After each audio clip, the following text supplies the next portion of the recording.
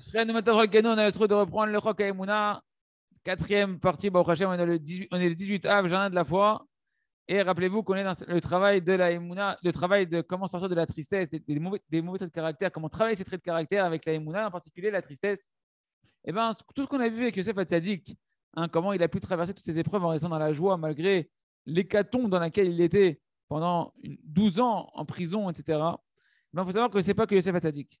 Ça, c'est que Yosef, c'était le Mashiach ben Yosef, qui va venir de lui, Mashiach ben Yosef. Ça, c'est l'histoire de tous les tzadikim, toute la grandeur des tzadikim.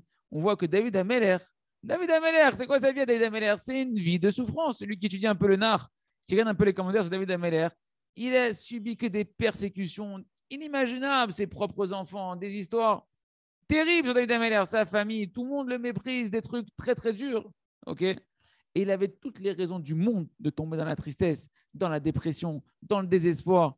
Mais non, comme Yosef Hatzadik, il faisait que danser, chanter, remercier Hachem, louer Hachem pour tout. Il nous en laissait un héritage, le Teilim, où là-bas, c'est la majorité des prières, là-bas, c'est des Alléluia, Alléluia Hachem, chante à Hachem, danse à Hachem, loue Hachem, tape des mains pour Hachem.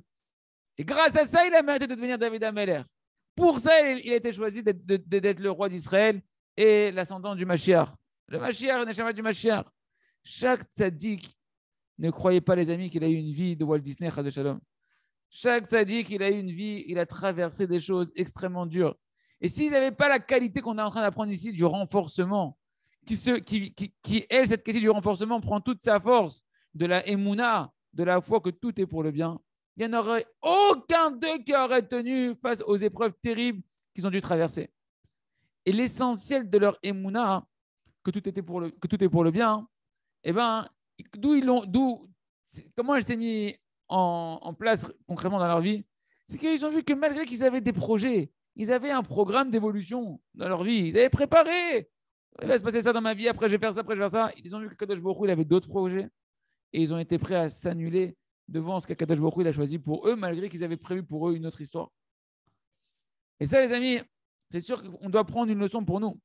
Que David Ameller, Yosef Hatzadik, chacun d'entre nous, on aurait préféré vivre notre vie tranquille, pépère, sur le transat, étudier la Torah, avec un petit café tranquillement, avoir la parnassa qui tombe facilement, des enfants qui n'ont aucun problème, de l'harmonie dans les enfants, ils vont dans le chemin de la Torah, tout va bien, la femme, pas de problème, shalom bayit. Mais il n'y a aucun interdit de désirer ça. On veut tous ça. Mais quand tu vois qu'une de ces choses-là, des composantes de ta vie, elle ne s'organise pas comme tu as envie, qu'est-ce qu'ils ont fait David et Yosef Hatzadik, ils ont annulé leur volonté devant la volonté d'Akadosh Baruch Hu. Ils ont accepté avec amour ce qu'ils étaient en train de traverser. Pourquoi? Parce qu'ils avaient la émouna que c'est Hachem qui fixe ton itinéraire dans ta vie. C'est lui ton GPS. Et Akadosh Baruch Hu, s'il te fait tourner à droite, alors toi tu dis, mais non, je voulais aller tout droit. Tu dis, purée, pourquoi ils ont fait un barrage? Les policiers, tu t'obliges d'aller à gauche. Parce qu'Hachem, il sait que c'est pour ton bien que tu ailles à gauche, mon ami. Pour l'instant, tu n'es pas au courant, ils font les travaux, il y a un ravin derrière. La route que tu voyais droite devant tes yeux, que tu connaissais, et ils ont fait un trou de 20 mètres de profondeur. Si tu roules à 100 km/h, tu n'es plus là, mon ami. Dis merci qu'on te fait tourner. Et ça, ils avaient la émouna. C'est pourquoi ils ont prié, ils se sont renforcés. Et mamage, ils étaient prêts à attendre la prochaine étape que pour l'instant, ça a l'air un scénario un peu critique. Et pendant l'attente, ils ont réfléchi. Comme ils avaient appris à Rabbi Nachman de Breslev, de réfléchir, de chercher l'intelligence divine qu'il y a dans chaque événement de la vie. Comment je vais gérer cette situation maintenant pour me rapprocher d'Hachem Itbarach? C'est ça la Hitraskut, c'est ça le renforcement, comme on a dit dans les cours précédents au tout début, que le renforcement, c'est comment transformer toute situation de manière positive, constructive, en un rapprochement vers Akadosh Baruch Hu. Et grâce à ça, ils ont mérité des ascensions, des élévations extraordinaires. C'est pas pour rien que Yosef et David, eux, vont venir le Mashiach. Mashiach ben David, le Mashiach fils de David, le Mashiach fils de Yosef, on les appelle. Parce qu'Akadosh Baruch Hu, il les a choisis comme symbole pour nous, comme image devant nous de liberté personnelle, par le reflet de la émouna, de la foi parfaite qu'ils incarnaient, qu'ils ont traversé des souffrances terribles, des persécutions terribles. Et la Torah a témoigné sur eux qu'ils ont fait que chanter, danser Hachem Itbarach. On n'a jamais entendu de plainte sortir de leur bouche. La Torah ne mentionne pas qu'ils ont pleurniché. Yosef, il aurait pu pleurnicher il aurait pu être un pleurnicheur, Yosef Hatzadik. Mais non, c'était un un loueur, un chanteur à Kadosh Baruch Hu. Ken, un des ruses et des stratagèmes les plus perfectionnés et sophistiqués que le Yetzirah il a trouvé pour faire tomber un homme dans la tristesse, c'est quoi? C'est qu'il va te faire en réalité grandir à tes propres yeux tous tes défauts. Tous tes petits points noirs là qu'on ne voit même pas normalement, il faut prendre une loupe pour aller les voir. Lui, il prend la loupe et il te dit regarde ta vie comment elle est noire. Attends, il y a un point là-bas, tu as un tableau énorme, merveilleux. Non, il y a un petit point noir. Tu mets les yeux et la tête dedans et il te cache tout le paysage merveilleux. Il dit mais regarde, tu vois pas ça, il n'y a que ça. Il te met devant les yeux comme ça. Tu dis attends, pousse-toi 2 secondes, laisse-moi. Il y a tout ça à voir. C'est magnifique le monde entier. Ma vie, elle est merveilleuse. Et il fait ça. Hein. Il te cache tout le bonheur matériel, essentiellement toute la richesse spirituelle que tu contiens à l'intérieur de toi. Et comme ça, il commence à te rentrer dans ses filets comme une araignée. Il te rentre encore un fil de tristesse, un autre fil de dépression, qui en réalité, on va voir, elles n'ont pas de lieu d'être, cette dépression. Parce qu'un homme, il a tellement de bien dans sa vie. Un homme, il fait tellement de bien dans sa vie. Et si jamais il apprenait ce que nous apprennent les Tzadikim, ce que nous apprend Rabbi Nachman de Breslev dans la Torah de 182, à voir le bien, à focaliser sur le bien, alors un homme, il se renforcerait énormément. Ken, parce que de la même manière que tu verrais que tu as tellement de bien que tu as déjà fait jusqu'à présent, alors tu vas prendre la confiance que tu vas continuer à faire encore beaucoup de bien dans ta vie. Pourquoi ça va s'arrêter que tu fasses du bien et tu vas continuer à réussir? Et tu serais tout le temps bessimra si tu voyais les choses comme ça. Tu serais tout le temps joyeux. Et il n'y aurait rien qui pourrait te faire tomber de cette joie. À quoi ça ressemble? Regardez ce machal, comment il est merveilleux. Une parabole merveilleuse, retenez-la, elle est magnifique. Il faut se la rappeler quand il y a des phases de dépression qui veulent nous attaquer, des maladies terribles qui veulent nous attraper, de tristesse, etc. Et à quoi ça ressemble? Ça ressemble à un homme qui a mis son stand dans le marché. Et Baruch Hashem, chaque instant, il fait des millions. Poum, poum, poum, poum. Il y en a un qui vient, il lui dit hey, t'as pas fait attention, là, tu viens de perdre 1000 shekels, 1000 euros, tu viens de perdre 1000 euros. Bah, regarde, qu'est-ce que t'as fait? T'as perdu 1000 euros là. Et lui, il lui regarde, il lui dit attends. Tu crois que c'est ça mon problème là? Tu crois que c'est ça mon souci? Toutes les 10 minutes, là, je fais 1 million. Chaque instant, je tombe des millions, des millions. J'ai pas le temps de penser à ces 1000 euros là que j'ai. Tu me dis, ouais, par là, j'ai perdu 1000 euros. J'ai pas le temps là, mon ami. Si je commence à me focaliser là-dessus maintenant, je vais rater 1 million, 2 millions, 3 millions, 4 millions. Il t'inquiète pas. Ce que tu m'as dit, j'ai compris, j'ai entendu.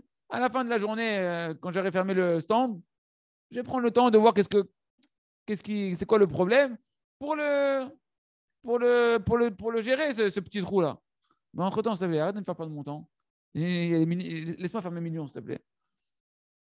Bah, Laura avait dit, les amis, c'est exactement pareil. Celui qui vient te perturber, le millionnaire, mais qui là, je devrais dire le multimilliardaire, le trimilliardaire, je ne sais pas comment on peut dire. Ouais, c'est toi, c'est moi, c'est nous tous, les amis. Et au lieu d'être triste, que tu dis, oh là là, il s'est passé une avérapo et puis il y a un problème de ci dans ma vie, etc., etc., que là, tu es en train de perdre ton temps. Tu es en train de perdre ton temps précieux. Tu pourrais faire encore chaque seconde des millions. Comment? En continuant à faire des mitzvot. Chaque mitzvah, c'est bien plus que des millions. Simplement, aujourd'hui, tu ne le vois pas, mais bientôt, tu vas t'en rendre compte très, très, très, très, très, très, très bientôt, parce que la vie, elle passe très vite comme l'ombre de ton ombre qui passe dans. Tu vas te rendre compte que chaque mitzvah, la richesse de tout le monde entier, depuis Adam Arishon jusqu'à l'avenue du Mashiach qu'il y a eu dans le monde, ça ne suffit pas pour récompenser une mitzvah. Chaque seconde, c'est des milliards. Des milliards et des milliards. Une personne, pourquoi je viens faire des mitzvot?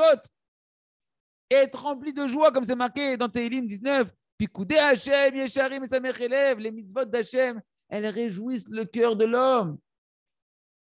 Ah, et comment je fais? Alors pourtant, il y a eu des choses à gérer que les Tzerari m'a montré, qui m'a pointé du doigt, des points noirs. J'ai mon heure d'Itbo des doutes, mon ami. Dans cette heure d'Itbo des doutes, je prendrai le temps de pouvoir m'introspecter et de réparer ce qui a réparé, de colmater les petites brèches. Mais entre-temps, laisse-moi remplir le compte en banque. Laisse-moi continuer. Je n'ai pas le temps de me mettre dans le lit maintenant à me lamenter qu'il y a 1000 shekels qui partent par-ci et 100 euros qui sont partis là-bas. C'est pourquoi un homme doit être racham. Et il ne doit pas du tout, en dehors de son temps d'Itbo des doutes, de cheshbon hanefesh, d'introspection, d'isolement avec Hachem, du tout, regarder le mal. Il doit défocaliser du mal pendant toutes les 23 heures de sa journée et être bessimcha. Et chaque point de positif que tu vois à l'intérieur de toi, tu dois l'agrandir. C'est là que tu dois prendre le microscope. C'est là que tu dois prendre la loupe et danser avec. Maman, je te réjouir avec. Et bien évidemment, prendre un temps considérable, minimum d'1 heure par jour, où tu vas réfléchir comment arranger les brèches et les stratagèmes que le Yetzirah veut mettre en place, etc., pour pouvoir réparer ta vie et réparer ce que tu as réparé. Et tout le reste de la journée, tu seras Bessimcha sans regarder du tout tous les points noirs. On continue avec le jardin des louanges et on va voir la réparation du pilier de la base du Yesod Ken. Si c'est comme ça, on a vu qu'il y a plusieurs Yesodot, plusieurs fondements du monde, hein, qui permettent à la réparation du monde, que tout ça, ça se tient sur quoi? Sur la Emouna, comme on a vu dans les cours précédents. Et on sait qu'on a vu que toute la Torah, elle tient sur la Emouna, que tout le but de la création, c'est la Emouna, c'est la foi. Et maintenant, il faut savoir, mais la Emouna, sur quoi elle se tient, elle? Tout tient sur la Emouna. Mais c'est quoi le pilier, la base, le socle de la Emouna? Ouais. C'est la Shmira Tabrit, la préservation de l'alliance sainte avec Akadosh Baruch Hu. Pour l'homme, de préserver ses yeux, ses pensées, de ne pas voir les femmes. Pour les femmes, de préserver d'avoir des vêtements pudiques pour pas que les yeux des hommes ils aillent se balader. C'est ça la base de toute la Emouna sur laquelle le monde entier repose, la Torah elle repose. C'est pourquoi hein, le fondement essentiel sur quoi le monde entier se repose, c'est la Shmirat Tabrit. Okay? D'avoir la pureté de pensée, la tsniout pour les filles, etc. Et cette importance-là de la Shmirat Tabrit, on l'apprend avant tout. De qui on apprend l'importance de préserver son alliance? De nos ancêtres avant tout. Et de la tête de nos ancêtres, Abraham Avinu, qui était la tête des croyants. C'est lui le roche, la maminim, le premier croyant, le monothéisme, le père du monothéisme, comme on va dire dans les livres de culture. Ouais. C'est pourquoi hein, Yaakov qui représente la Emouna, il a mérité tout ce qu'il a mérité. Grâce à quoi? La tsniout et le tikkun abrit, la préservation de ses yeux. Il y a 3 versets dans la Torah où c'est marqué qu'Abraham il a levé les yeux. Si la Torah elle t'a marqué 3 versets pour dire qu'il a levé les yeux, c'est qu'avant il n'a jamais levé les yeux sinon. Même Sarah, il ne savait pas qu'elle était belle. Et on apprend dans la paracha de la sacrifice d'Israël, que quand il a dû sacrifier son fils, l'épreuve du sacrifice d'Israël, qui est la plus dure des épreuves pour Abraham Avinu, que Akadosh Baruch Hu lui demande de prendre son fils unique, qu'il a attendu pendant des années, et il l'a eu avec des miracles. Et toutes les promesses que j'ai mis à faire à Abraham Avinu, c'est sur Yitzhak. Ta descendance, tu vas avoir une grande descendance, c'est sur Yitzhak. Maintenant, tu me prends mon fils unique, j'en ai qu'un, il n'y en a pas de deuxième qui est arrivé. Il y en a qu'un, tu as tout misé sur lui. Et tu me dis maintenant, tu le prends, tu le fais la sacrifice. C'est une épreuve, une grosse épreuve. Ouais. Une grosse épreuve de Emouna, des grosses questions sur Hachem. Et il tient son épreuve. Et Hachem, il le bénit. Et qu'est-ce qui s'est marqué là-bas? Que il dit dans Bereshit, chapitre 22, et par toi sera béni, par ta descendance, sera béni toutes les nations du monde entier,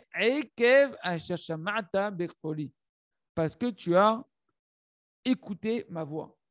Et là, les amis, nous on dit, parce que voilà, Abraham, il a fait l'épreuve du sacrifice, il a fait toutes les épreuves, etc. Pour ça, la bracha, elle passe par le Ham Israël, ses descendants, etc. Mais en réalité, Rabbeinu Yaakov Baal HaTurim, il donne dans son commentaire, le Baal HaTurim, un mâche, un yesod, atzoum qu'on a besoin ici. Il dit quoi? Quand tu prends la dernière lettre de parce que tu as écouté ma voix et qu'elle va chercher Mata Bekoli et qu'elle va la dernière lettre c'est bête, Haché la dernière lettre c'est Resh, Shama la dernière lettre c'est Tav, Bekoli la dernière lettre c'est Yud, ça fait Brit. Parce que toi, Avraham, tu étais Metukan Babrit. Parce que toi, Avraham, tu as écouté la voix d'Akadosh Baruch Hu. Pas simplement de sacrifier ton fils, etc. D'où tu as eu toute cette force-là, Avraham? C'est quoi ta force, Avraham, qui fait que tu as eu toutes ces brachot, toutes ces aslachas? Parce que tu as préservé ton brit, tu as préservé tes yeux, tu as préservé tes pensées. Et on sait que le Baal HaTurim, son pirouche, c'est pas Stam un pirouche qui sort de sa tête. Toutes les explications du Baal HaTurim, c'est de la Kabbalah qui vient du ciel. Okay? Et donc, c'est pas simplement parce qu'il a sacrifié son fils, qu'il était prêt à sacrifier son fils, qu'il a eu toutes ces brachot-là. Il nous dit le Baal HaTurim parce qu'il était Metukan Babrit. Parce que depuis le début de son chemin, il s'est battu, il était prêt à se sacrifier pour pouvoir préserver ses yeux, l'alliance avec Kadosh Baruch Hu. Parce que c'est que par la force du Tikkun Abrit qu'Abraham il a eu toute la force de traverser toutes ces épreuves parfaitement, de pouvoir tenir devant Nimrod et se jeter dans la fournaise, Ken, de pouvoir tout ça il a tiré de pouvoir aller sacrifier son fils. Mais tout ça c'était grâce au Tikkun Abrit que quand une personne elle répare ses yeux, eh ben elle est attachée à Hachem et elle reçoit une émouna, une force extraordinaire de traverser les épreuves de sa vie, parce que on a dit la base de la émouna c'est le Tikkun Abrit. Regardez, La base de la Emouna, c'est Tikkun Abrit. Donc, quand quelqu'un il est Metoukan Babrit, il reçoit la Emouna de traverser toutes les épreuves. Il aura la Emouna, la force de pouvoir traverser toutes les épreuves. Mechila, je tapé sur la table, ça fait sauter la caméra. OK? Et ça, c'est pas que pour Yaakov. Oui, Mechila. Et ça, d'où on le voit, c'est marqué dans le verset où Briti ne emenet lo. Et mon alliance lui est fidèle, ou mon alliance lui a été sa Emouna. Ne emenet, c'est le nom du mot Emouna. L'alliance d'Hachem construit ta Emouna, vitalise ta Emouna. La Emouna, on l'acquiert parce qu'on travaille ses yeux, parce qu'on travaille la tsniout pour une fille comportementale et vestimentaire. Et ce n'est pas que Avraham Avinu. Yaakov Avinu, l'élu des patriarches, il a mérité à sa perfection. Pourquoi? Parce que c'est marqué que son lit il était parfait, sa couche était parfaite. Qu'après qu'il a tenu une terrible épreuve de vivre dans la maison de Lavan aussi longtemps, Ken, et qu'il n'avait pas eu un endommagement au niveau de son alliance. Comme c'est marqué quand il a eu Réhouven, Réhouben, voyez ce fils. Bechori, c'est mon aîné. Atakori, tu es ma force, Vérégitonier, et les prémices de ma puissance. Rami explique que c'était la première goutte de semence qu'il a sorti de lui. Yaakov, et nous, c'est son fils. Il n'a eu aucune paire de semences. Une Shmirat abri dans un endroit aussi tamé, préserver son alliance, dans un endroit aussi impur que chez Lavan, la maison de l'impureté, la maison de la des saletés et de la souillure. Ça, c'est la grandeur de Yaakov Avinu. Yosef Hatzadik. Pourquoi on l'appelle Hatzadik? Le juste, parce qu'il a préservé son alliance parfaitement. C'était le plus grand de toutes les tribus de ses frères, bien qu'eux aussi, Bada, ils étaient parfaits dans leur alliance. Mais lui, il a tenu une épreuve beaucoup plus dure où il a dû faire un don de soi, un sacrifice de lui-même avec la femme de Potiphar qu'il a mis à l'épreuve pendant 1 an avec des raisonnements où elle voyait dans les étoiles qu'il devait avoir une descendance commune, etc. Effectivement, il s'est marié avec la fille de Potiphar. Mais ça ne devait pas être avec elle. Il a tenu son épreuve. C'est pour ça que Yaakov Avinu, il a aimé Yosef plus que tous ses autres frères. Pourquoi? Parce que Yosef, il a vu en lui une Bechina, une dimension de Tikkun Abri, de réparation d'alliance plus élevée encore que ses autres frères où il avait une Messirut Nefesh pour ça. Moshe Rabbeinu, alav shalom, tout ce qu'il a mérité d'être Moshe Rabbeinu, on ne le sait pas forcément, mais c'est grâce à son Tikkun Abri. Pourquoi? Parce que c'est marqué dans le Sefer Hayashar que pendant 40 ans, Moshe était le roi de Couche quand il est parti d'Égypte. Il est parti tout jeune, à 80 ans, il a le buisson ardent. Il y a 60 ans qui sont passés. Il était où pendant 60 ans? 60 ans, c'est pas marqué dans la Torah. C'est comme si on fait couper-coller. Couper, hop, on te met l'histoire et tu dis Moshe, il est arrivé, tu crois qu'il est tout jeune. Il a 80 ans, Moshe, quand il va délivrer l'homme Israël. Pendant 40 ans, il est à Couche, il est roi. Et là-bas, on lui a donné une femme. 40 ans à Couche. Il était 40 ans le roi de Couche. Et là-bas, on lui a donné une femme de là-bas. Et là-bas, c'est marqué que Moshe, il n'a pas endommagé son brite. Il a tenu dans les épreuves de ne pas souiller son alliance. Et pour nous dire que quoi, les amis? Pour nous dire qu'en réalité, t'imagines, t'es roi, on te donne ce que tu veux, le harem, le machin et tout. Ma putain, une épreuve terrible. Tout celui qui va travailler son alliance, et chacun à son niveau en 2022, c'est Messirut Nefesh, de mettre un fil sur son téléphone, de jeter son téléphone, de s'habiller de sa noix pour une fille, de ne pas regarder la télé, de ne pas aller à la plage, etc. Mais qui sourd, chacun avec son épreuve, qui sache, qui construit sa émouna et qui va mériter, des choses extraordinaires. Chazak. Dans la Tachem, que chacun se renforce dans le tikkun abri, de savoir que c'est ça la base de la émouna et la base de la grandeur d'un homme par lequel Hachem va le choisir pour faire des miracles. On continue avec le livre à travers champs et forêts pour que nos femmes, nos enfants, nos petits-enfants, on fasse aujourd'hui, toujours de notre vie, 1 heure de Hilbod des doutes de Hachem et de pouvoir s'allonger dans la tfila, dans la Hamida. Donc, qu'on apprenne à prier de tout notre cœur. Il faut préciser que dans l'Alacha, un homme, il peut en réalité, comme on l'a vu déjà dans Orchadash, mais dans la travers champs et forêts, le Rav nous dit, on peut répéter les mots de la tfila, de la Hamida, à l'infini. Sauf les 3 premières brachot et les 3 dernières bénédictions de la Hamida, où là-bas, il ne faut pas rajouter aucun mot là-bas. Il ne faut pas rajouter des mots en plus que ce qui est marqué là-bas et répéter les mots.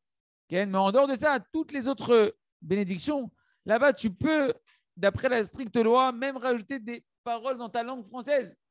Tu pourrais même, tant que tu n'es pas dans le Baruch Ata Hashem, tu peux même, si tu as ton cœur, il a envie de parler de la réfoua. Et là, le bonhomme sur le santé, il a envie de mettre son cœur là-bas, tu peux parler à Kadosh Baruch Hu là-bas si tu veux. Bien que on n'a pas l'habitude de parler en français dans la Hamida, d'accord?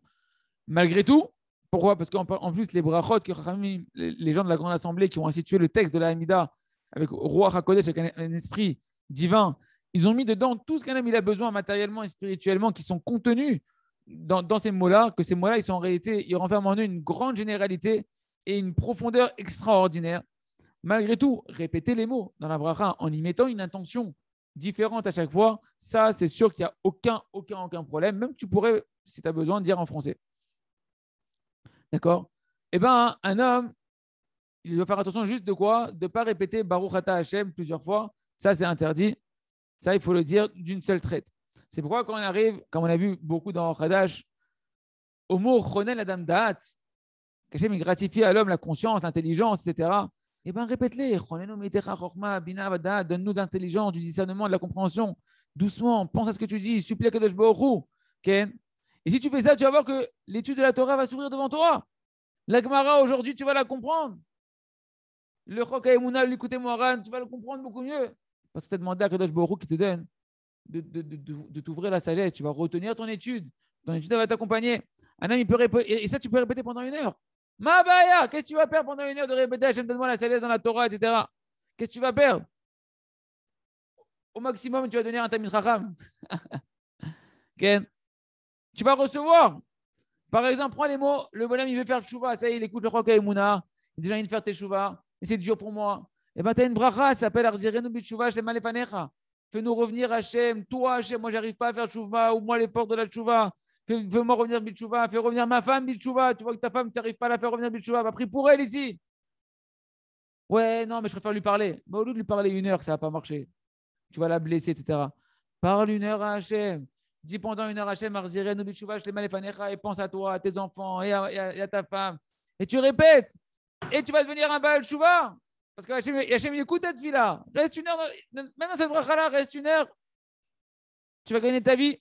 Tu vas gagner, tu vas gagner toute la bracha dans ta vie. Et pareil pour chaque bracha. Un homme, il doit se renforcer. Qu'une bracha qui lui parle, une bracha qu'il a besoin de verser son cœur là-bas, allonge-la, répète-la, et tu verras que tu vas attirer sur toi des délivrances extraordinaires. Sur ça, ils ont dit, Chachamim, elle va que l'homme puisse prier toute la journée. Parce que tu ne te rends pas compte qu'en réalité, quand tu pries, tu es en train d'amener sur toi la délivrance. Alors pourquoi tu cours? Qu'est-ce que tu as de mieux à faire? Tu veux retourner dans tes problèmes. Tu veux retourner dans tes galères, dans ton train-train métro, train-train boulot. Ouais. Arrête-toi. Prie un peu avec concentration. Et tu vas voir comment tous tes tourments ils vont se diminuer de manière considérable. Et plus tu vas allonger, et plus tu verras que, en réalité, tout va se solutionner. Un homme, il arrive à la Mida, il doit s'arrêter, il doit se concentrer. Parce qu'il est en train d'amener sa Géoula. Il est en train d'amener sa délivrance. Parce qu'en réalité, tout ce que le monde, il est loin de la Géoula, il est loin de la délivrance, c'est parce qu'il est loin de la Tfila, il est loin de la prière. Toute la Torah qu'on étudie, tant qu'elle n'est pas l'Eshem Shamaim, tant qu'elle n'est pas pour la gloire d'Hachem, alors, elle ne peut pas amener à une utilité, à une vraie bracha, si tu ne pries pas Bekavana. La Tfila Bekavana, c'est elle qui va réparer ta Torah, c'est elle qui va permettre d'amener la bracha, même de ton étude de la Torah. Il y a une halakha que celui qui n'a pas été mitkaven, qui ne s'est pas concentré dans la Tfila, ouais, il doit la recommencer la Tfila. Maintenant, le problème, c'est que ils ont dit l'homme de la génération de 2022 est tellement perturbé dans sa tête que s'il ne s'est pas concentré une fois, tu vas demander de recommencer, il ne va encore pas se concentrer. Il va faire une blague de la Tfila, quoi. Il va faire 10 amidot, et je vais dire, je ne me suis toujours pas concentré. D'accord? Et donc, on dit que c'est peut-être après une bracha levatala. En fait, il fait des brachas, le bonhomme, il n'est pas là, il prend le nom d'Hachem en vain. C'est pourquoi il faut dès le début se concentrer. Et comment on fait? Ça dépend du fait que tu viens sans être pressé.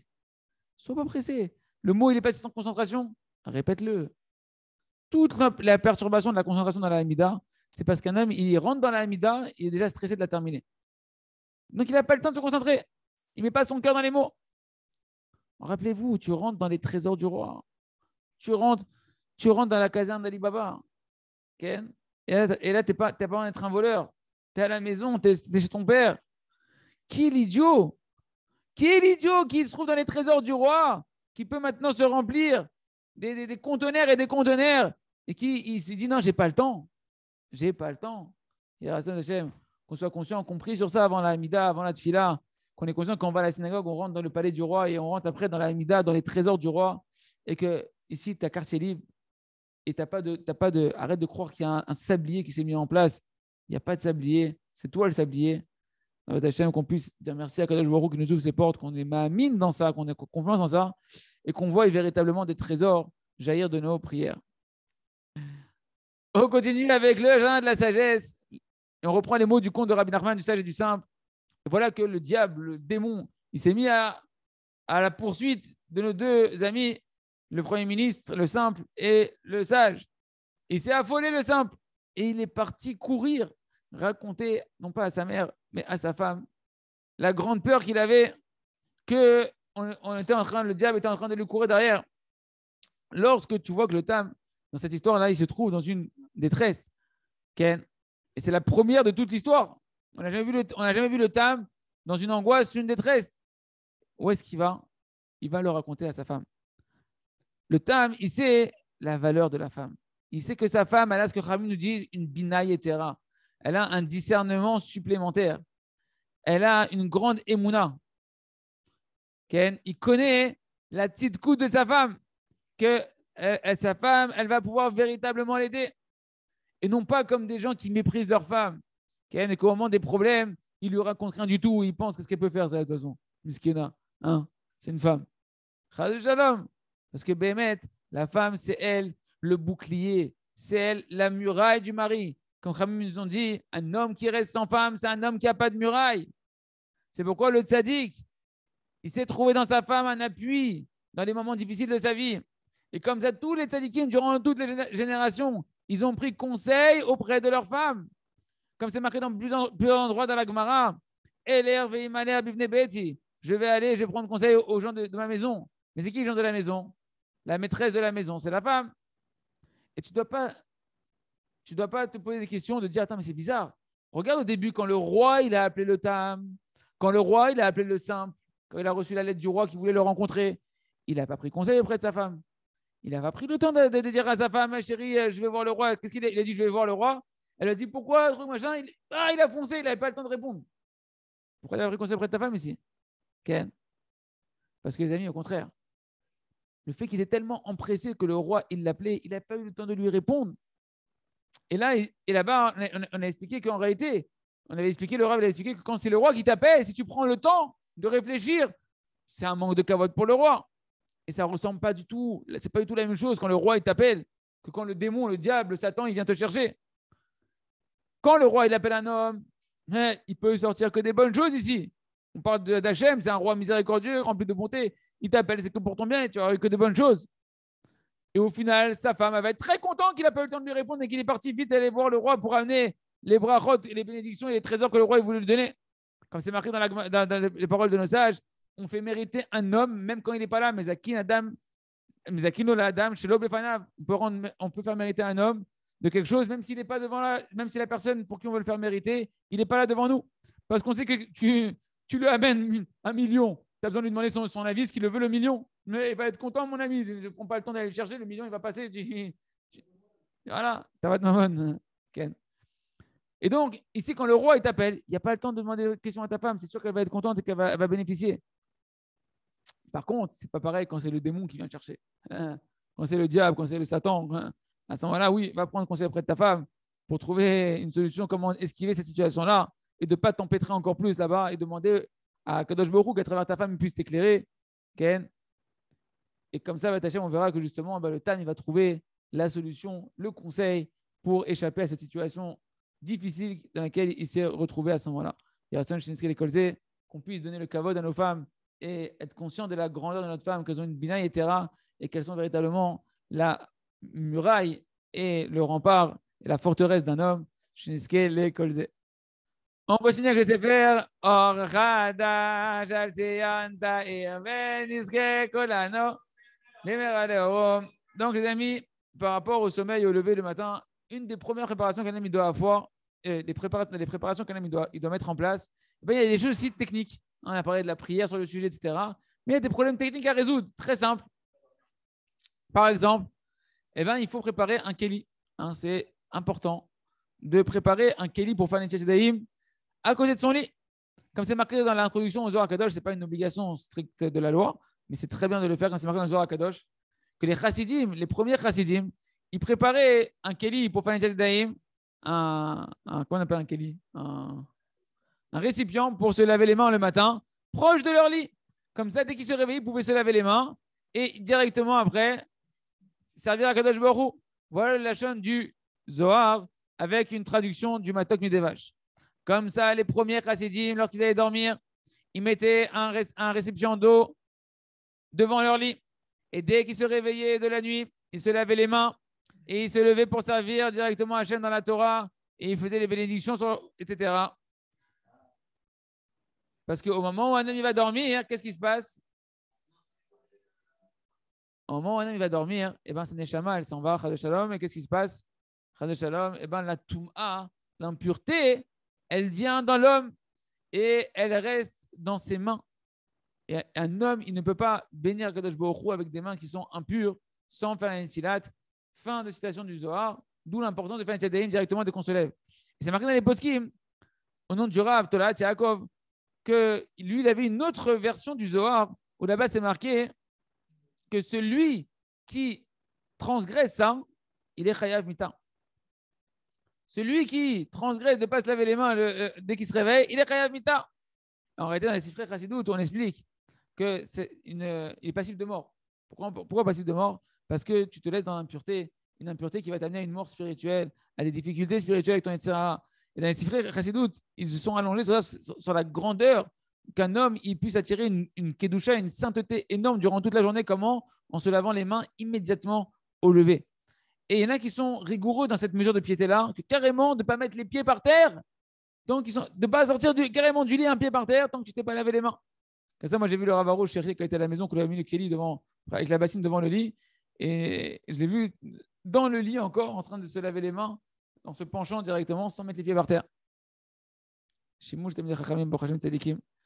Et ça, comme ça, c'est marqué sur ça, on apprend du Passouk, il tiatev al derech lotov, quand même, il s'est mis debout dans un chemin qui n'était pas bon. C'est quoi le chemin qui n'était pas bon? C'est de ne pas avoir fait Netilat Daim.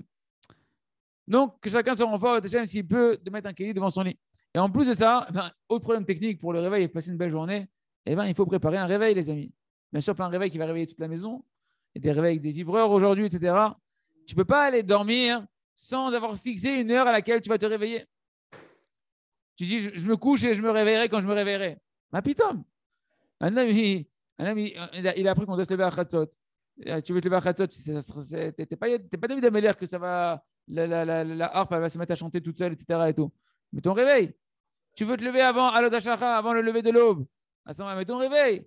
Au moins, tu veux te lever de ne pas rater l'heure du Kriyat Shema et de la Tfila et prier avec la communauté. Mais ton réveil. Et prie à Hachem. Et tu dis à Hachem, Ribono Shel Olam. Voilà, maintenant, je vais aller dormir. Pourquoi? Parce que je n'ai pas le choix. Je ne veux pas dormir en réalité. Moi, ce que je veux, c'est que faire ta volonté. Aide-moi, Ribono Shel Olam, à me lever à l'heure, à telle heure et telle heure. Et qu'au moment où j'ouvre les yeux, aide-moi, Ribono Shel Olam, que ma première pensée, elle soit de me rappeler du monde futur. Et que tout de suite, je dise Modéani avec une grande joie. Et que je sois heureux de quoi? Qu'enfin, je peux être libéré de la prison de mon lit. J'étais emprisonné, j'étais attaché à mon lit avec comme un prisonnier qui est enfermé. Au Hachem, tu me libères, Ribono Shel Olam, aide-moi à sortir du lit avec ce sentiment-là. Et avec cette joie que dès que j'ouvre les yeux, waouh, ça y est, je suis libre. Je suis libre, je peux aller vivre. Okay? Et que je me lave les mains, Ribono Shel Olam, que je puisse me laver les mains directement dans mon lit et sortir du lit de toutes mes forces de la Hachem. Aide-moi, Ribono Shel Olam, à me réjouir de ça, d'avoir été libéré de la punition, d'avoir le besoin de dormir. Les amis, qu'est-ce qu'on retient ici? Qu'un homme, il doit savoir à quelle heure il veut se lever. Il doit se préparer à ça. Qu'il n'y a pas de... Ça n'existe pas de dire je me lève quand je me lève. Hachem, il est grand, je me levais à Hachem à 5 h du matin. Un homme, il doit aller dormir avec Yirat Shamaim, avec une préparation adéquate et se lever dans la pureté. Yiratson, Sheniske, les Kolze, Bet Hachem. On continue Bet Hachem avec le Sefer Gan Agagouim, le jardin d'élanguissement d'amour pour Hachem, le conte de Rabbi Nachman de la princesse disparue. Et donc, cette princesse disparue, c'était quoi? C'était la Emouna. La Emouna, et le somme de la Emouna, c'est d'avoir la Emouna que tout est pour le bien. Que, comme on a dit, cette Emouna-là, elle inclut la Emouna en elle-même aussi, qu'il n'y a rien hormis Hachem. Et non milvado, quand tu imagines que tout est pour le bien, ça inclut forcément qu'il n'y a rien hormis Akadosh Baruch Hu. Et donc, cette fois-là, elle découle sur le fait qu'une personne, elle ne va jamais se culpabiliser ni culpabiliser qui que ce soit, ni quoi que ce soit de ce qu'il est en train de traverser. Parce qu'il a la émouna, il a la certitude que tout vient d'Akadosh Baruch Hu. Et grâce à ça, tu vas être sauvé de tous les mauvais traits de caractère et de toutes les souffrances de ce monde-là. Parce que lorsqu'un homme, il ne se culpabilise pas, lorsqu'un homme, il ne se persécute pas du fait qu'il a trébuché, alors il va être sauvé de la tristesse, il va être sauvé de la haine qu'il pourrait avoir envers lui-même, des sentiments de culpabilité, d'une image négative de lui-même, d'une petite image qu'il pourrait se faire de lui-même. Il va se sauver du manque de confiance et d'amertume qu'il pourrait avoir dans sa vie à cause de son échec. Et lorsqu'une personne maintenant, on parle maintenant des autres, qu'elle n'accuse pas les autres, elle n'accuse pas ses parents, sa femme, son associé, etc., de son problème, alors tu vas être sauvé de la haine de ton prochain, du sentiment de vengeance de l'autre, de la colère, etc. Et en réalité, on ne se rend pas compte, mais ce qu'on vient de dire ici, ça résume quasiment toutes les souffrances des relations qu'on a dans la vie avec nous-mêmes et avec les autres. Toutes les relations en autrui. C'est pourquoi celui qui est ma'amine que tout est pour le bien, il est sauvé, mamash, de toutes les souffrances qu'il y a dans ce monde-là. Par exemple, tu vas être sauvé de la jalousie. Que Shlomo Ameler, il a dit sur la jalousie, que ça fait pourrir les os d'un homme. Pourquoi un homme, ses os, ils pourrissent dans la tombe? Parce qu'il y a de la jalousie. Un homme qui n'a pas de jalousie, ses os, ils ne pourrissent pas. Son corps reste intact. Mais comment c'est possible? Mouna. Parce qu'un homme, il n'a pas d'argent. Ouais. Il voit que l'autre, il a de l'argent. Mais il ne le jalouse pas. Parce qu'il est ma'amine que si pour l'instant, il a une diminution d'argent, pas comme il voudrait, eh bien, Kacha Hashem Rotse. Et donc, il n'a pas un œil mesquin sur l'autre. Il n'a pas de la jalousie, il n'envie pas son prochain. Également, il ne va pas être en concurrence. Je m'en fous que l'autre fait le même business que moi. Je n'ai pas de concurrence avec qui que ce soit. Parce que je sais que quoi? La concurrence, c'est une forme de jalousie, c'est d'envie, etc. Il n'y a pas de ça. Je sais que tout est Hashgacha Prati, tout est organisé par Akadosh Baruch Hu. Et que Akadosh Baruch Hu, il me fait aller sur mon chemin à mon propre rythme, de la manière qui me convient à la perfection, comme un costume sur mesure. J'ai mes rails. Et moi, je suis un train qui avance sur mes rails pour aller à ma destination. Et il n'y a personne, il n'y a aucun autre train qui peut venir sur mes rails. Chacun, il a ses rails. Et il sait c'est quoi ma destination, mon bien éternel. Il me conduit vers là-bas, que je me retrouve vers mon tikkun, vers ma mission. Il sait exactement quelle page je dois faire, quel itinéraire je dois prendre. Donc, je n'ai pas besoin de regarder les autres. Qu'est-ce que je vais regarder? Les rails de l'autre. Quand on a expliqué dans le jardin de la sagesse, celui qui s'amuse à regarder les rails de son prochain, il va dérailler. Chaval. Reste droit, marche devant. Et tu vas arriver à ta destination. Et comme ça, tu n'as pas de jalousie, tu n'as vu personne. Et donc, cette personne-là, il n'a pas de souffrance de quoi que ce soit. Parce que même si quelqu'un lui fait du mal, écoutez bien ça. Même si quelqu'un lui fait du mal, tu vois, ma femme, si tu savais comment elle m'a parlé, etc., truc, machin. Lui, il est ma'amine que tout est pour le bien. Il est ma'amine qu'il n'y a pas ta femme, il n'y a que Akadosh Baruch Hu. Ouais, mon mari il m'a méprisé. Il n'y a pas Kol Hashem. Il ne voit pas un être humain ici qui lui a fait du mal. Vous savez ce qu'il voit? Il voit que Hachem qui est en train de lui faire du bien. Ça, c'est la Emouna. Ah, oh, c'est super dur. Bien sûr, c'est super dur. La princesse, elle est disparue dans l'histoire. Il faut aller la chercher. Ça, tout le conte de Rabbi Nachman. La princesse, elle a disparu. La Emouna, elle n'est pas là. Il faut aller en quête de la Emouna. Le paradis, ça se construit sur terre. La Emouna, que tout est pour le bien, Ken. Eh bien, en réalité, essentiellement, un homme, il doit la demander auprès d'Hachem Itbarar. Tu dois la supplier à Kadosh Baruch Hu. Et avec elle, un homme, il va arriver à tous les bons traits de caractère et toutes les délivrances. Et même si le chemin, comme on verra dans le conte de la princesse disparue, que le second du roi qui va aller partir chercher la princesse, bien que le chemin, il est dur, que le chemin, il est rempli d'embûches et qu'il est long, Ken, au moins qu'un homme, il sache qu'est-ce que tu cherches. Au moins qu'un homme, il est conscient de la valeur de ce qu'il cherche, qu'il comprend qu'il est en train de chercher, il est en quête de quelque chose qui est le plus précieux au monde, que toute cette délivrance et la délivrance du monde, elle dépend de ça. Heureux celui qui part à la recherche et qui désire de toutes ses forces avec un entêtement, mamache sans relâche, d'une volonté forte, la princesse disparue. C'est quoi cette princesse disparue qu'il faut aller chercher? C'est la Emouna. Parce que c'est sûr que ça donne un plaisir extraordinaire à Akadosh Baruch Hu, au roi, quand tu vas aller retrouver sa fille qui a disparu, qui est la Emouna. Et même si pour l'instant tu ne vois pas tout de suite au début de ton chemin des résultats positifs de ça, l'essentiel c'est qu'au moins ton cœur il est fort dans une volonté certaine de savoir qu'est-ce que je veux et que tu sais que dans le chemin dans lequel tu veux aller, on va t'y conduire. Et au final, tu arriveras à trouver la princesse disparue. Parce que Rabbi Nachman, comme on va voir dans le conte, dès le début du conte, il va nous dire, dès le début du conte, avant toutes les péripéties pour la trouver, sache qu'au final, il va la trouver. Sache qu'au final, il va la trouver. Et ça, tu dois le savoir, tu dois avoir une émouna shlema, que la émouna, tu vas y arriver. Si tu prends le chemin de la émouna, tu vas y arriver. Tu vas arriver à tous les trésors qu'elle contient. Et tu pourras arriver à ta réparation et à la réparation du monde. Et Ratson, Sheneske, Lekolze, Bet Hashem, Chazak, Benit Chazek.